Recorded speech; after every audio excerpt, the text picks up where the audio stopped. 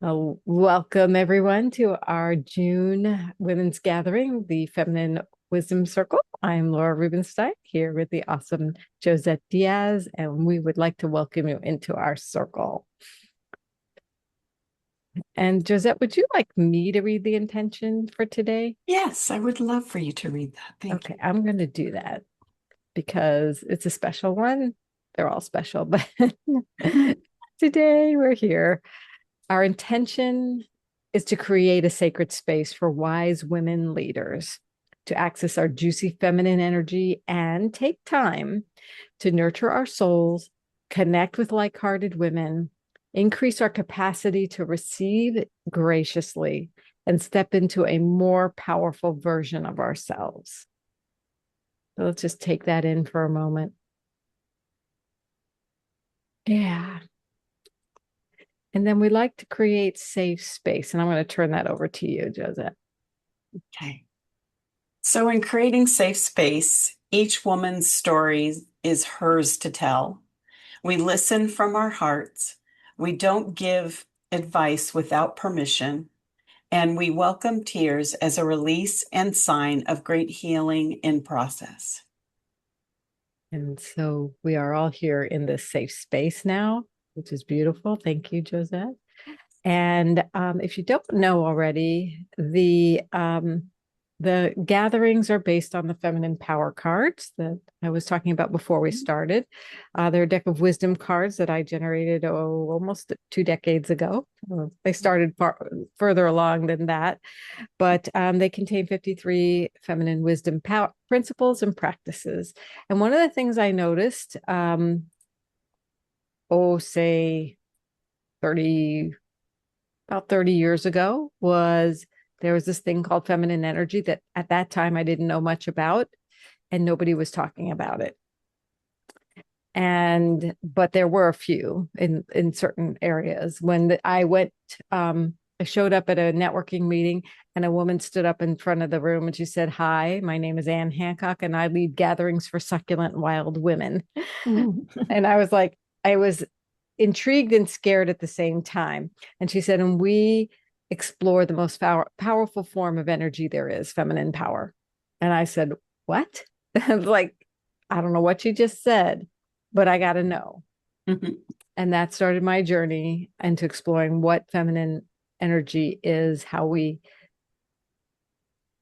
abdicated it, and how we can bring it back into our lives and marry it with this masculine energy that we live in a highly masculinized world, and there's nothing wrong with masculine energy, but when we bring our feminine to the table, especially since we are women and we're more connected to our feminine energy, life gets really magical.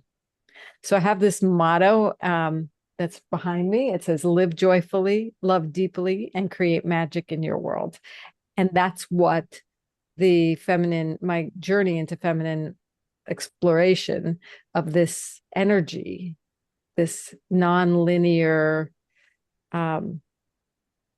elusive, but immensely powerful energy brought to me, and my more love, more joy, and magic. What felt like magic. So can't actually say there's really magic, but I think it was magical in a sense. So every month we choose a card. Josette and I choose a card, and we prepare a light structure to explore it, because what I found was, as I was journeying on my exploration of, oh my gosh, I really am a feminine person, because I thought when after I met with this woman, and she asked me, what is feminine energy? What does feminine mean to you? I said, oh, Laura Ashley Prince and frilly things. And I'm not that, right? And I'm not that. So I didn't think I had a feminine ounce of energy in my body. And then I started learning what it was. And as I learned, I started writing down these principles on index cards, and they became the feminine power cards. And before they became the feminine power cards, I'd rummage through my index cards, and when I'd be in kind of a place of frustration or questioning a relationship or sad or whatever I was going through, I'm like, what piece of wisdom is actually going to help me? Where can I practice this so that my life is more in flow, that I have more peace, how I can express myself more lovingly? And lo and behold, these cards and the practices really changed my life. So on the pink side is the principle, on the blue side is the practice. And each one has a little code at the bottom, a little symbol. There's 3 symbols. This one's a heart. That means it's something to contemplate. And this card is what we're going to go over today. And it says that the principle, as I alluded to in the intention, is receiving is an act. No, receiving is an active process that requires openness and gratitude. Receiving is an active process that requires openness and gratitude. Nice. And the practice, should you choose to, and there's probably hundreds of practices one can put in place with regard to each card, but I just put one as a suggestion, as an on-ramp, as an idea to take it where you want to take it. It's a question to contemplate. Actually, there's 2 questions, and we're going to go through something that also similar to this. What am I open to receiving right now? What am I open to receiving right now? And how can I receive well? So we'll get into some conversation about this, but before we do that, we like to get centered. So, and that is Josette's specialty. So what I'm going to do is just take you through a nice little guided narration of a little exploration of your heart so that we can really begin to soften that space and have a example, a little taste of what it's like to soften, open ourselves up for gratitude so that we are in the space of receiving. So I'm just going to ask you to go ahead and close your eyes. And let's bring in 3 deep breaths and imagine the breath moving down the back of your spine as you breathe in through your nose. That breath travels down to the base of your spine. Hold it there for just a moment and then release the breath out through your mouth. And as you're releasing, just imagine any tension from the day is now being let go of. Let's breathe in one more time. Hold and release. And one last breath.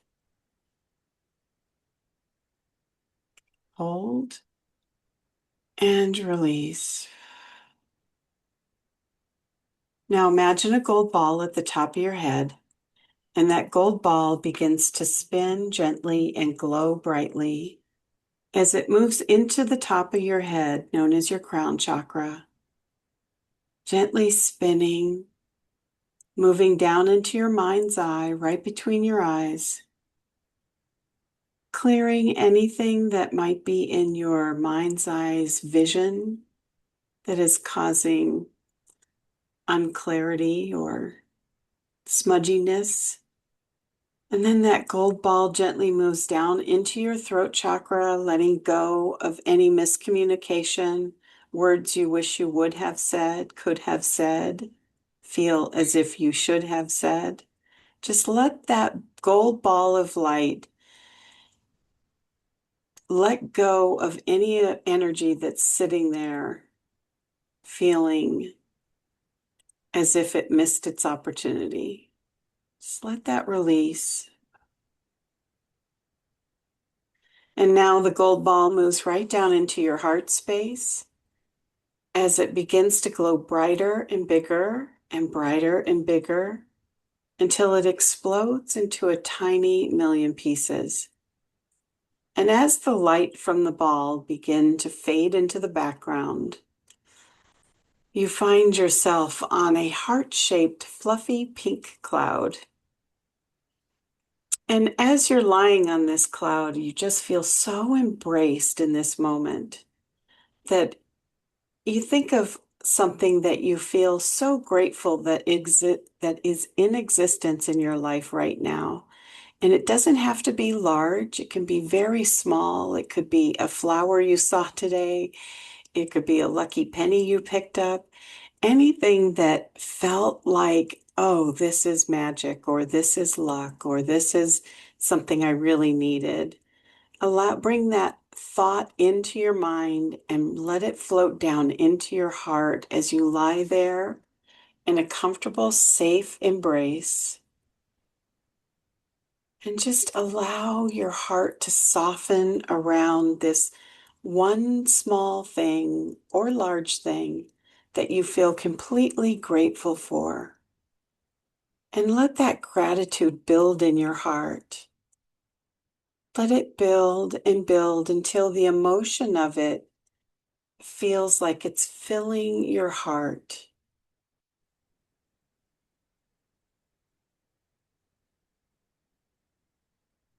And when you reach that sensation of your heart being full and wanting to spill over, now your heart is open and prepared to receive. You've now given yourself a small example of what it's like to open your heart to receive more by being grateful for what exists. So let's stay with that feeling for just a moment here.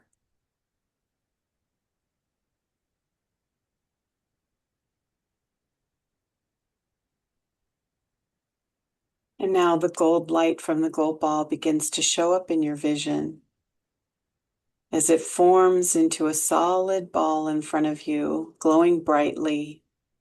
It places you back into your heart center. You're no longer on the fluffy cloud. And the gold ball gently moves up into your throat chakra, into your mind's eye, gently floating out through the top of your head. Just slowly bring your presence back into your eyes and come back into the room when you're ready. I needed that. But sometimes just taking that small break to relax your brain. I was sitting or laying on my chiropractor table today and realizing how tight I was and focusing on, okay, it's okay to relax. I'm in a safe place, but still, when you take the time to be guided into that relaxation, it just state changer. Yeah. And I feel so much, I can look at myself in the video and I'm like, oh yeah, that did something for me. That's great. Thank you so much Yes, you're welcome. for that. So to connect That us, was just love. I just have to say, it was lovely. One Oh, of the nicest visualizations I've ever experienced. So thank you. you're welcome. Thank you. yeah. So I put in the chat, what we want to do is just get to know each other a little bit. And from in a little bit deeper way. First of all, say your name, location, and what you're up to in the world. And then something you're grateful for. Maybe it was what came to you in the visualization, or could be something else. Doesn't really matter. So, Susan, would you like to share? Oh, sure. Thank you. So I'm Susan Curtis in Westlake Village, California, which is in the, where are you, Josette, by the way? So In San Diego. okay. Yeah. So I'm above Malibu on the way out to Santa Barbara, Mm. near Thousand Oaks and Calabasas, all those places. Oh, nice. And what am I up to in the world? This comes at a very nice time because I was in a really rough place all this week. I am so overdoing absorbing other people's stuff, other gurus, other programs. I'm so oversubscribed and overdone. And I really appreciate and I'm grateful for you and for Laura and the chance to just kind of feel connected and light. You've made me feel much more light, and I'm very thankful for that. Nice. This is the place of undoing. It's really great. You said so much in the doing. I'm like, yeah, this is the place of undoing that all. Kind of Yeah, like, and so much self-criticism because I'm in so many, it's gone too far. Like I need a 12-step program to get out of all these programs that I'm doing. You're the program to release the programs. Yes, very much so. And it's just overwhelming. And then I get very self-critical for not doing all of it all at once, you know. And so I took a walk a little while ago and collected some flowers and put the very light, just minimal light flower, you know, light colored flowers and put them in a vase. And I'm very pleased with them. And I like them a lot more than the roses that my husband gave me today. So don't tell him. yeah, but we won't say it to him. Thank you. You helped me to feel much lighter, and that's a great feeling. Oh, thank you for receiving that. Mhm. Josette, would you like to go next? Yeah, sure. So I'm Josette Diaz. I'm in San Diego, California. And let's see what I'm up to in the world. Well, all kinds of things. I wouldn't even know where to start with that, but I would like to just kind of move forward actually and talk about what I'm grateful for. Because I feel like gratitude's such a huge, simple practice that changes everything. And it's a generator of miracles. And so I was really focused in on how grateful I feel for some rough experiences I went through at the beginning of the year that really were just for me to um, release a way of thinking that I grew up with and that I have been absorbing that were really causing me pain. And I hadn't realized the core of that until I went through this really fun experience. Fun. And and I think the what I felt really grateful for during the meditation was the the release of that. Like I feel like I've just started releasing it because I had a shift in perception, which meant I felt more aligned with what I had been, allowing to arrive and release and allowing to arrive and release. And yeah, that felt, I mean, it might sound like a little bit of a bigger sort of release thing, but I was really grateful that I gave that to myself. Hmm. Nice. And I So, don't, yeah, that's not like a selfish thing. That's a good thing. It's a good yeah. Way to own it. Love it. thanks. Can I ask a question? Yeah. How do you interrupt your day-to-day life? It must be a great habit at this point, a ritual for you. What signal do you give yourself to switch from overwhelm or all the stuff that you're involved in to recognizing gratitude? Oh, that's a good question. I think it really, for me, and Laura, you might have something different to add to this. For me, I would say it is the practice of reminding myself, one, because it is easy to get sidetracked, especially when you have numerous things that are grabbing your attention. And the second is whenever I start to feel that, that's my signal first. And then I remind myself to sit in my heart for a moment and just breathe. And sometimes I simply just have to turn it over. Like I have to say, this is just too much for me in this moment. So higher intelligence or whatever you may want to call upon, I ask for them to take over and not them, but you know what I mean? Like I ask for it to be taken over so that I can just kind of like stay focused and be in my heart. I hope that was helpful. Thank you. Yes, lovely. Just the fact you're asking that question is magical because your brain is saying, I want to be more, I want to experience consciously gratitude, right? Because it can offer you so much more. Um, on the advice of one of my mentors at some place along the line, started a gratitude journal. And it was my goal each day to write 5 things that I was grateful for that day. I like doing it at the end of the day. Some people like doing it at the beginning of the day. but kind of getting myself in the habit of being grateful every night brought it up more during my day. I started seeing even more and more and more things to be grateful for. It was like, oh, wow. And then so I don't keep that journaling more. I probably did it for 8 months to a year straight, more or less. And my goal was to actually write five. And I had a really strong inner critic. So if you have a really strong inner critic, she loves you very much, I know. There were two things I did. I did the gratitudes and then I did acknowledgments. I said, what could I praise myself for each night? Even if it's like, oh, my nails are growing. Oh, I put on my sneakers today with the thought of doing exercise, regardless of if I did it, but I put on those sneakers. At least I got that far. I'm going to acknowledge myself for it. Right.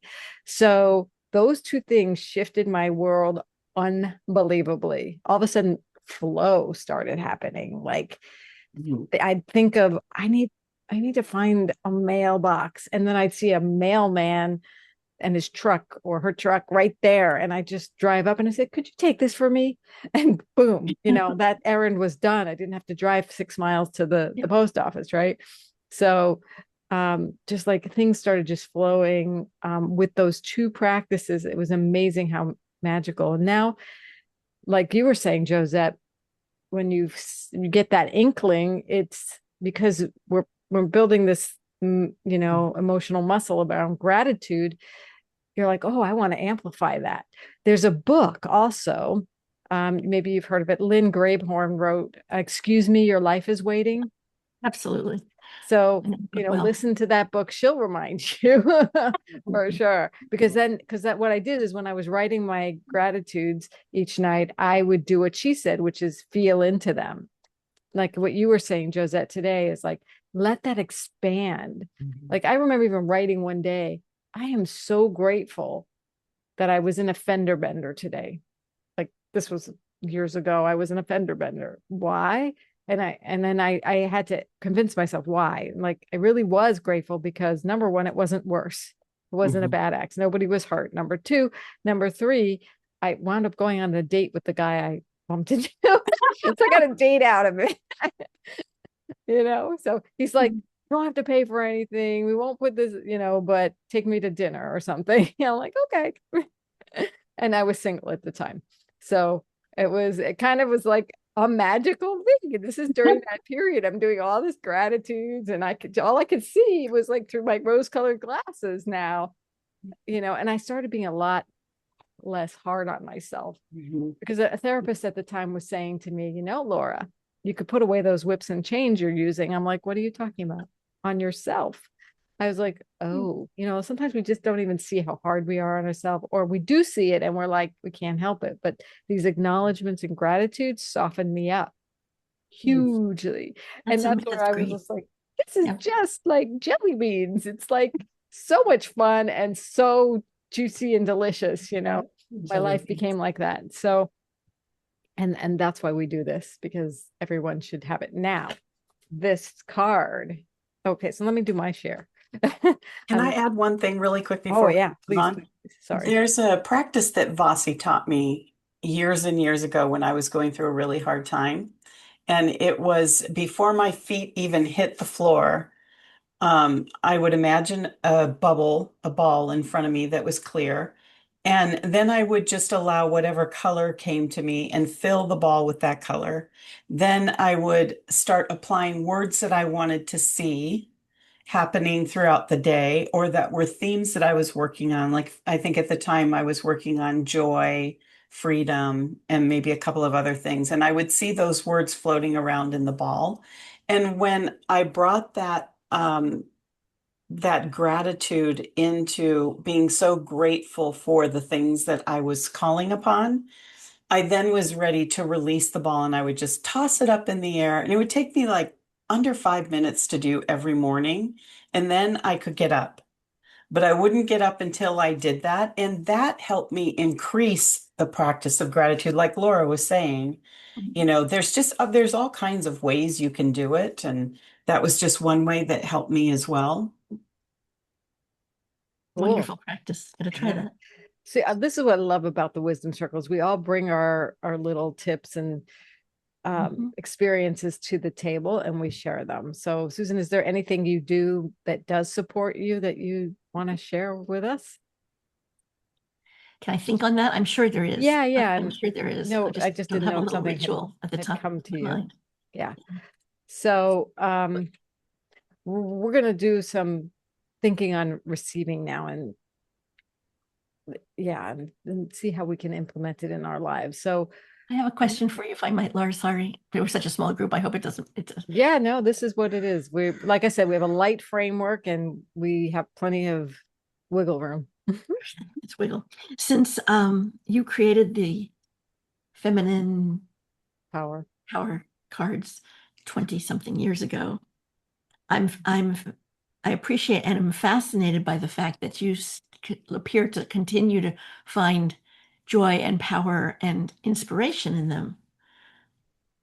Is that true? I mean, it It doesn't. is. It's really unique. It's really interesting because um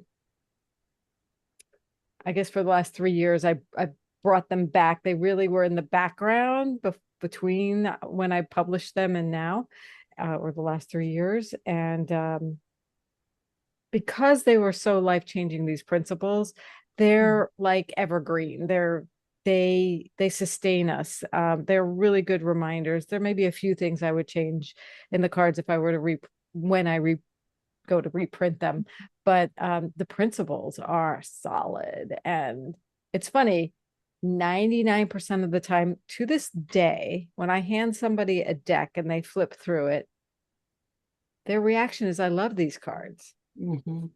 And the first person who I handed it to who said that was John Gray. Wow. Yes, I saw his Yes. work. So that was his response. And it's funny because his actual quote of his endorsement is, I love these cards. They're like having a relationship coach in your back pocket for your relationship with yourself, first and foremost, is the addendum to that quote. But I forgot to put it when I printed the I love these cards part. Oh. So on the first, like his quote is down here. Yeah, yeah. But I forgot the I love these cards part. They're in everything I do online, but it's really funny. But still, I hand it to people, they flip through 2 or 3 cards and they're like, I love these cards. I'm like, yeah, I know. I just wait for it now. It's Yeah, like Me too. I think there's also exactly. And I something, say, me too. right, is not having them in my hands, but thinking, and I've already looked on where I can get them, and I saw that.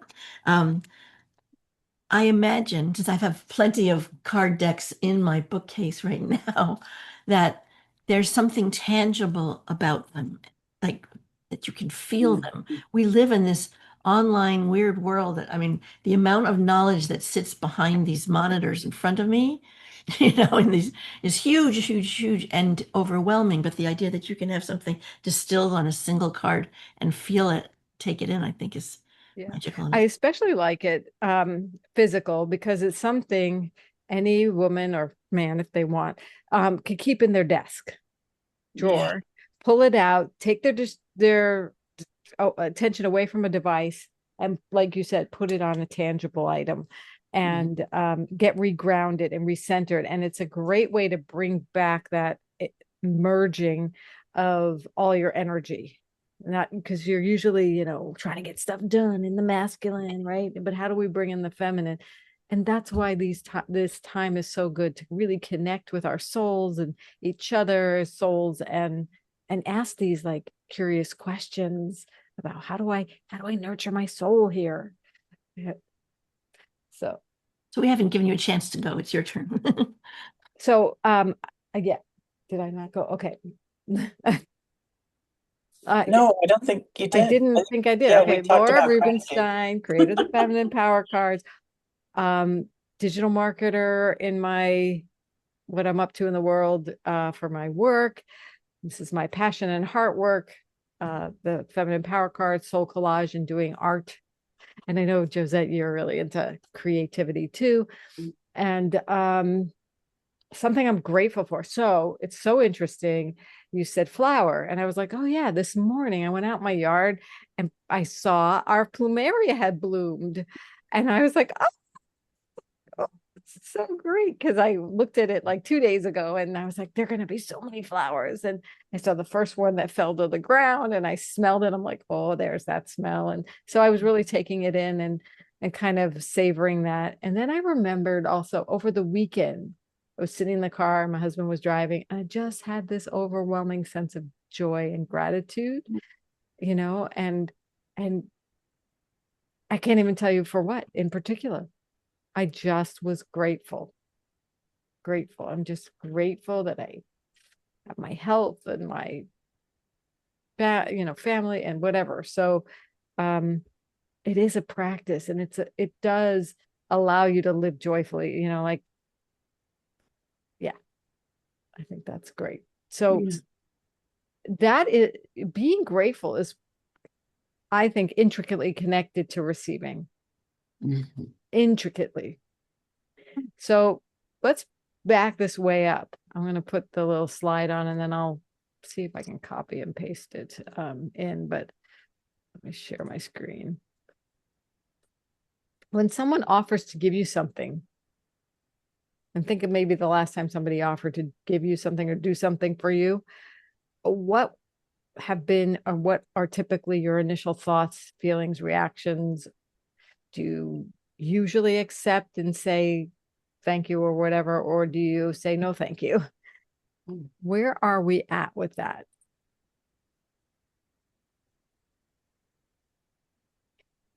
Anyone want to?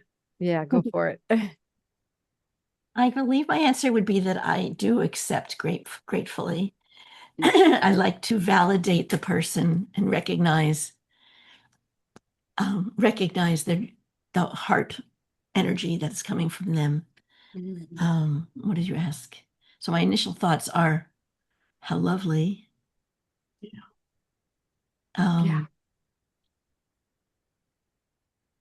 and I have a tangent, but I'll save it Does because that go like I'll be really conscious of doing that too. Of I think it's a gift to give to somebody. Um, and then there are times when I say no as well. No, thank you. I think sometimes there's a no thank you there too. But does that, sorry to interrupt you, go ahead. yeah, but go ahead. I don't really have a thought. Does that come from, as women today, and where I came from, certainly, which was to prove myself in a man's world. Yes, I'm sure a couple of you have too. That I'm capable, I can do it myself. Mhm.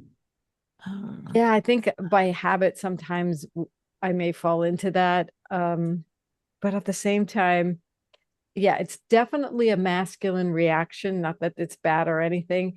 And it's not necessarily I can do it myself, but I can do it the way I want it. I can like if somebody wants to help me with something, it's like I might get it done faster or the way I want it. So I will graciously say no, thank you. Yeah. I'll be really conscious of that too. Josette, do you want to? Yeah, I agree with you. I think there are times that I'll say no. I used to feel guilty saying yes, thank you, oh, okay. And I felt like I had to do other things around it, like I wouldn't allow them to give fully. And that I think comes from sort of like what you were speaking to, Susan, around I can do it myself. I should do it myself. That's me being independent, is how I thought of it.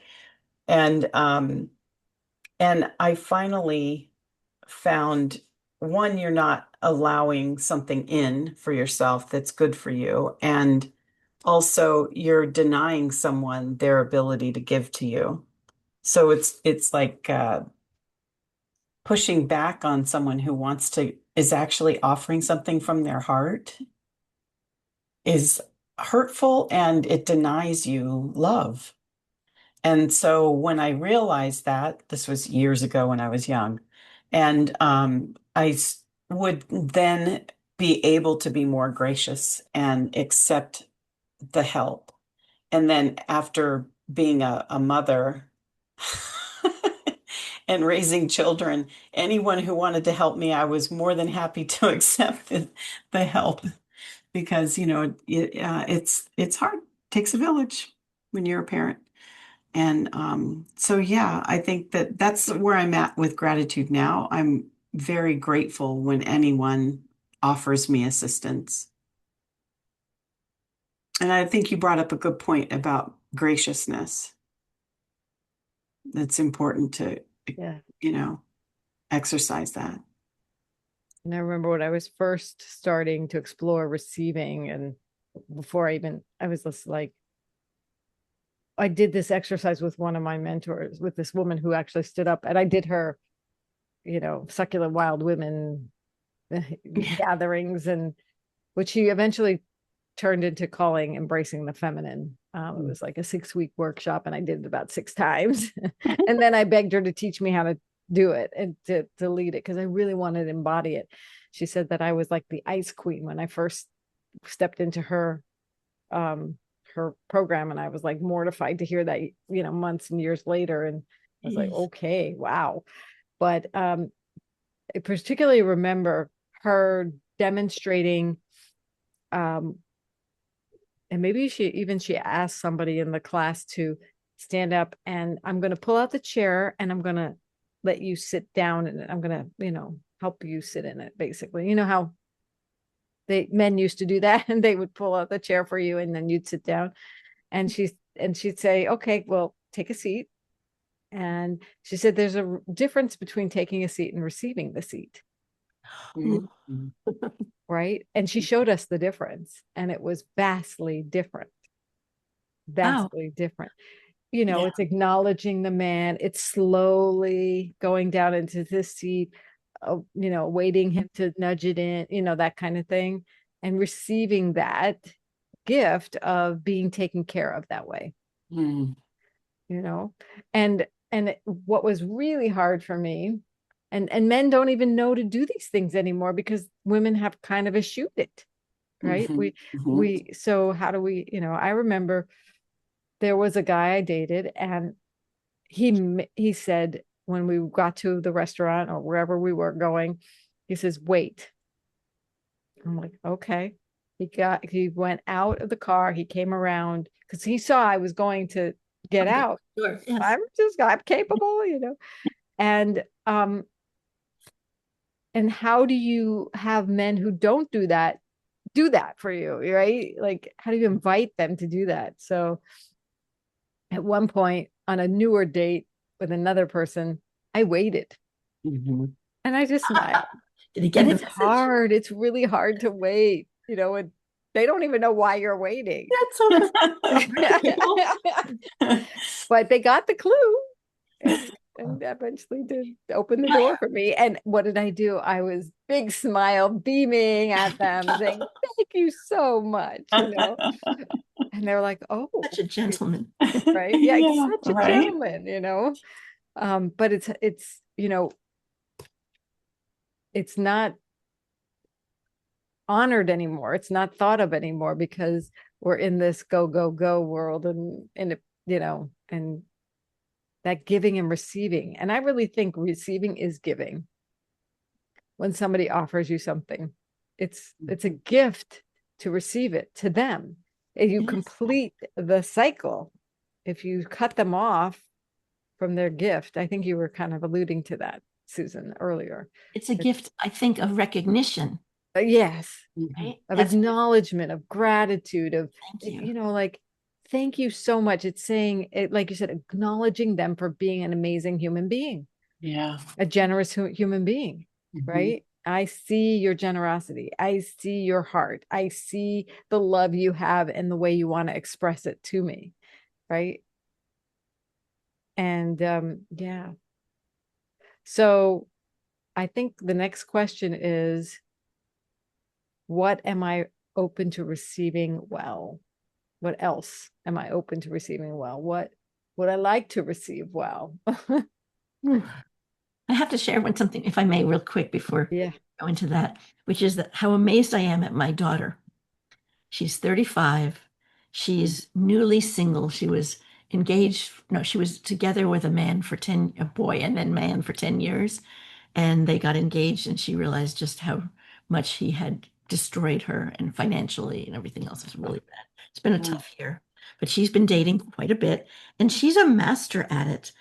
And unlike me, where I came, and maybe both of you, where I came up in somewhat corporate, where you had to be as good or much better than the men, and nothing bothered you, and they didn't want to see any emotion and all.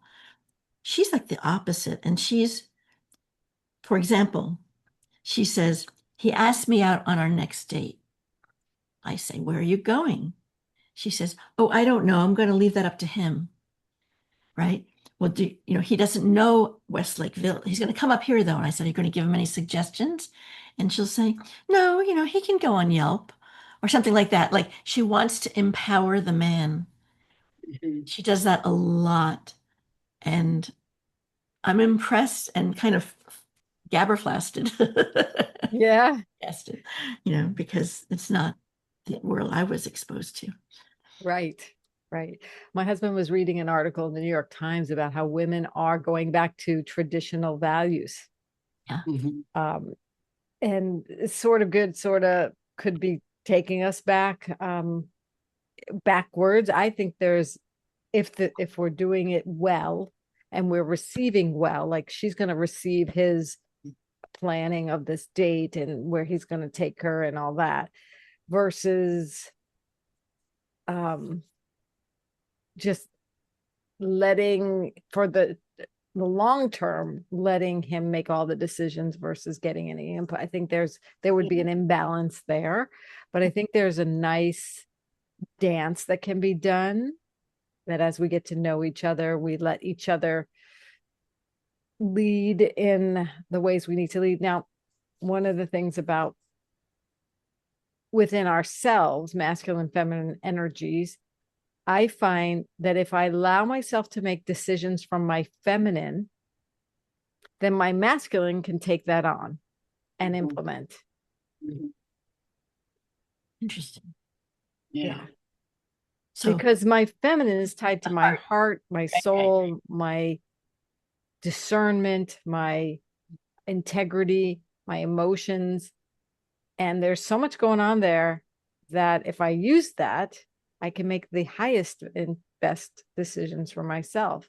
And then I got all these masculine skills that I can just, and I really feel that's so huge. I mean, it might not be 100%, but when I buy into the masculine, I should do this, and this leader says I need to do that, and this is what I get into FOMO, and then like you said, it's so stressful. Yeah. And then you're squashing that feminine part of you that, the density of that can like lower your intuitive voice that you hear and all of those other things. And then you're out of sync with yourself. Right. Right. So are you saying, did I hear you correctly, understand correctly? If I allow myself to make decisions from my feminine, so the decisions are coming from your feminine heart, your knowledge, your intuition, all the feminine magic.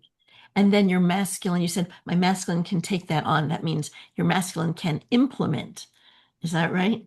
Using all the strategy stuff that masculine does, Exactly. I like that. The doing a part of me does the doing, but it gets guided by the wise, heart-centered, nurturing, all, this intuitive part of me. It makes the decisions, and then that part, that's the dance. And if you remember the movie, My Big Fat Greek Wedding, the mothers, someone said, but he makes all the decisions. She goes, yeah, but I turn the head. I point him in the direction of where that decision should be. What you're saying integrates. I realize maybe it's just the spin I'm putting on it from my perspective, but it so aligns with what I do and the focus on values and uncovering values.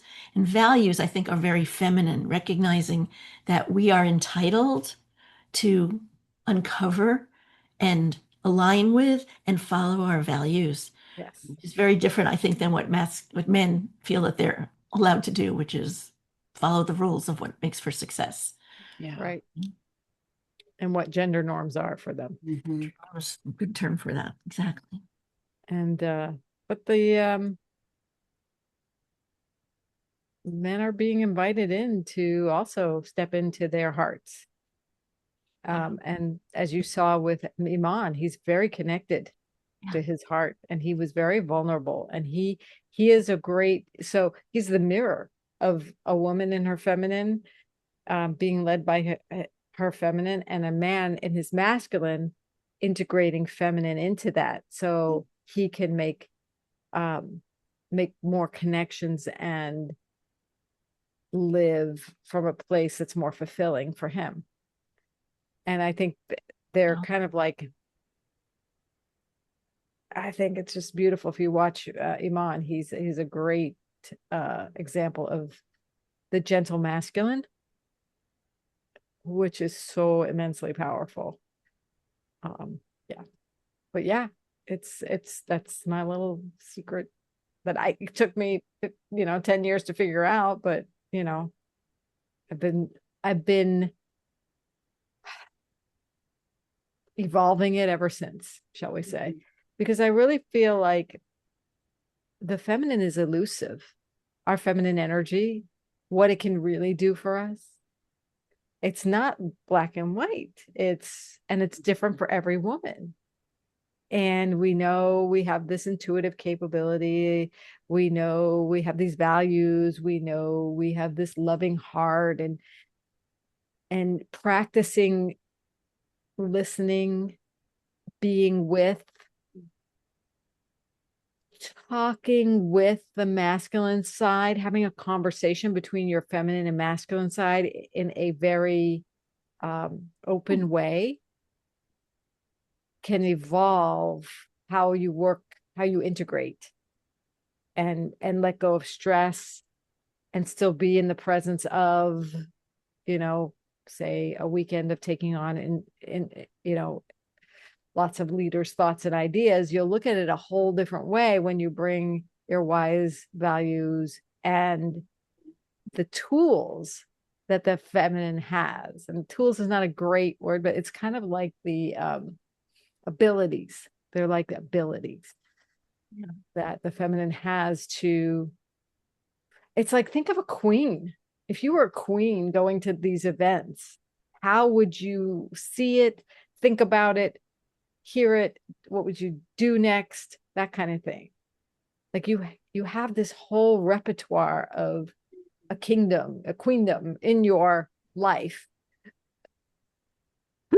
You don't need that guru's answer.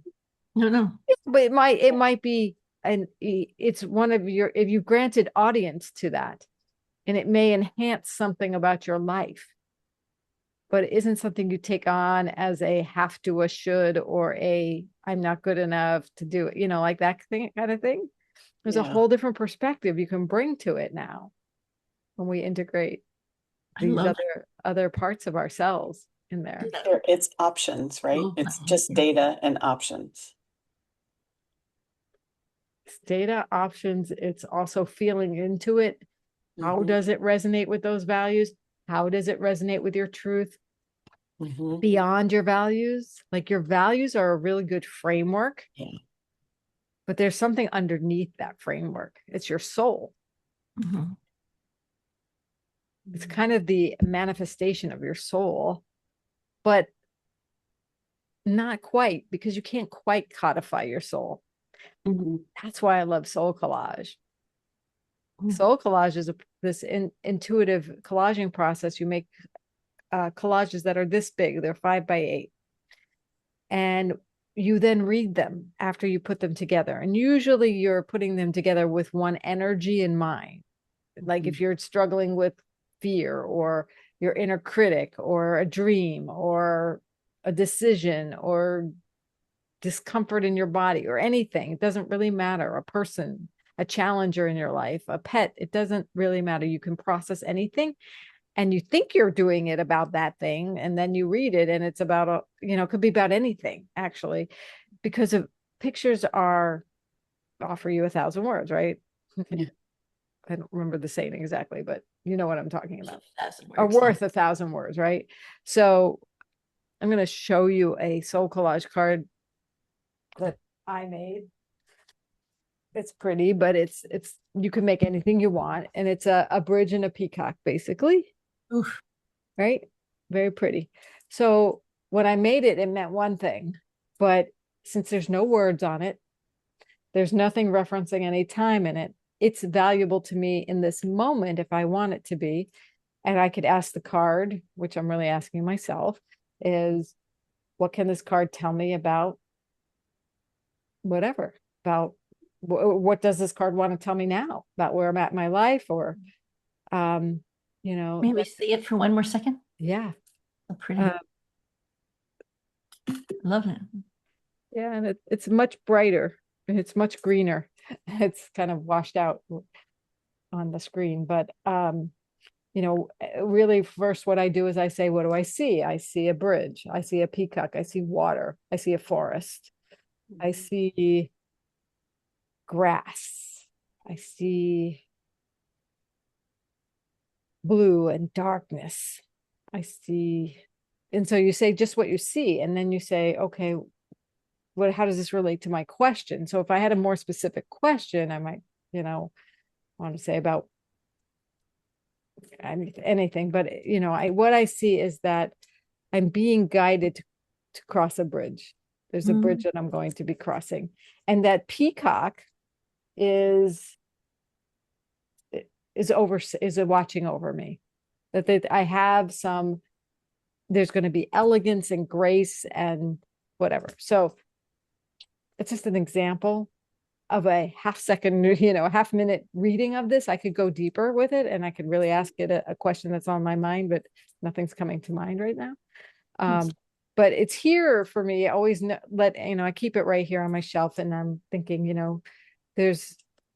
I'm always supported.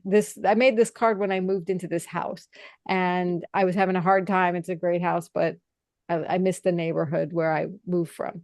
And so this gave me a very elegant way of dealing with it, and reminders that everything's going to be okay. Both sides of the bridge look really nice, right? And you can see both sides, and I will make it across. And so there's all kinds of hope and inspiration and messaging that's available that we cannot even access until we see a picture of anything. And so that's why I love uncovering the framework of my soul through pictures. So I just offer you that. One day we'll do that in person. So those questions you're welcome to sit with and contemplate that are in the chat. Feel free to save the chat. And then where we'd like to wrap up is with just what's next. And Josette, why don't you share what you have to offer? Your awakened intelligence. Yes. What you're offering now? Yes. Okay. This is just a free session, and it is to examine your values and your beliefs in a short amount of time to just give you a framework to work with. And so that is what the Activate Your Awakened Intelligence is, to really sink into those values. It sounds like you do that already, Susan. I too. It's big on values, yeah. Can you keep that up for a second, please? Yeah, I'm going to put it in the chat too. I'm having trouble. I know how to save a chat. I do it all the time, but I don't see the three dots are not appearing there. Oh, maybe I didn't. Not be enabled. I may have not enabled it. That's not a good thing. Okay. So yeah, feel free to write all this down. Actually, I could take a picture of it. I'll do it. And you might be able to click through from the chat to these pages. And well, I took a picture of the next steps. I'm going to do the same thing with let's make a bigger screen here. Yeah. I just need an extra second to do a screen. And I will go into the settings and change that for people so they can do that in the future. Yeah. And if there's any gifts you want to give, you're welcome to. But I have and actually I put the feminine influence code in here, but it actually needs revising because it's not working the way I want. But you can actually go through it, and then what I will do is do a 20-minute session to an feminine influence discovery session, I guess it is, like to review what is your feminine influence code, just to make sure it's working okay. It got the right thing out of it. And Josette, where I read Activate Your Awakened Intelligence, is there a link to anything? Because it's not live since I can't copy it. Oh, it's not? Oh. Can you click on it from the chat? No. Well, I take back the no. The bit.ly link there? Into bit.ly. I hate the new bit.ly, how bit.ly's doing this now. I know, I do too. I'm so You have to click twice. You have to click once to bit.ly. It cheapened your I gotta find a new shortener if you find. Do you have a website? Yes. So is it WordPress by chance? Yes. Okay, here's my hack. You're gonna love this. It's completely free. You can install a plugin called Pretty Links. Oh, yes, I've heard of Pretty Links. And for free, you could put in, so if you have a values assessment, what's your URL? Is it susancurtis.com? Actually, greaterinsight.com. Okay, greaterinsight.com/assessment. You can create and you put in any link you want to it. Pretty Links. Pretty Links. So it's a WordPress plugin. Yeah. And then you never need a bit.ly again.